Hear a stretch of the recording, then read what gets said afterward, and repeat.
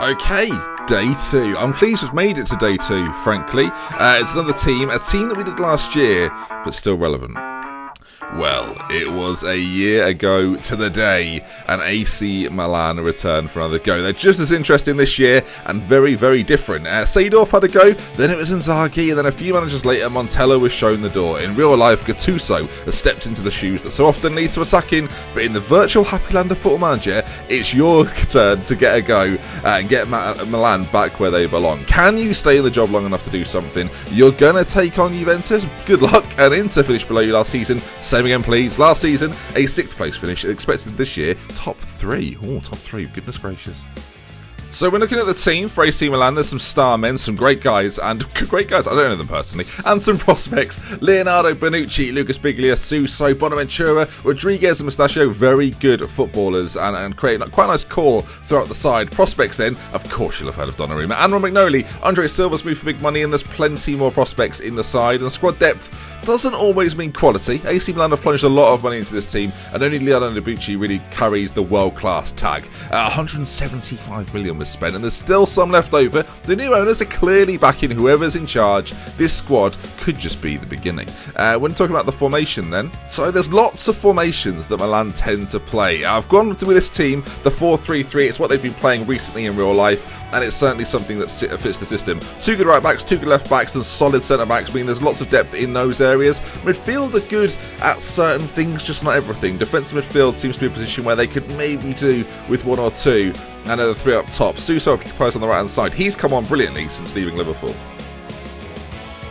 So, financially, £34 million in the balance sheet. You probably think it'd be a little bit more considering how much they spent, but a transfer budget of 17, nearly 18 million means there's a little bit of wiggle room. Wage budget of 2.1 million with 20,000 left over. The scouting budget, same as yesterday with Spurs actually, 720,000. And while you can't attract the biggest names in football, there is still some wealth of talent there to be had. And speaking of transfer targets, let's see then, what does £18 million get you? Well, transfer targets, Asamoah, Storaro, Baldige and Vermaelen, all options for you if you wish. So sort of some creative players in there, but mainly we're looking at defensive midfield or minded midfielders. It's not something, there's not loads of them. Montalivo is as defensive as they get. Bigley is there as well, but doesn't misses out on the first half of the season.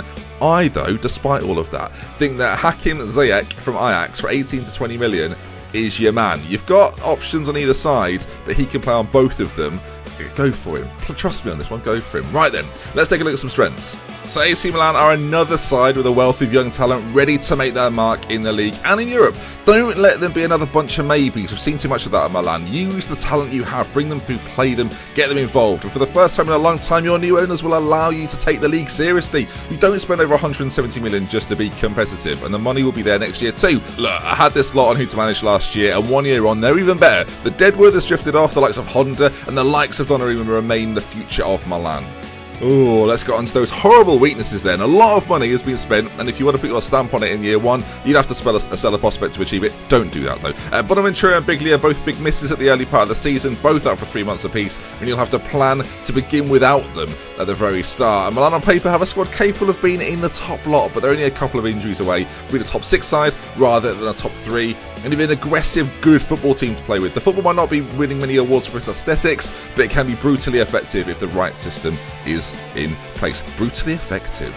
So, in summary, they're a really great team to manage in FM18. You may well have seen them on this before, but you can't not include Milan this year. They've got youth to develop and a genuine chance at the title. The gap in Italy feels like it's shrinking, and your job is to make sure you topple Juve before Inter, Napoli, Roma, amongst many others do it first. The whole of Europe, as well, by the way, want Donnarumma. Of course they do. It's not like he's the key to everything, but you'll never replace him with anything better. By anyone's standards, do not let him go. And that then brings us to the end of this week's today's best team to manage. Of course, get your suggestions in the comment section down below, and hopefully you'll see some other creators joining me for the future of this series. With love, with care. Goodbye.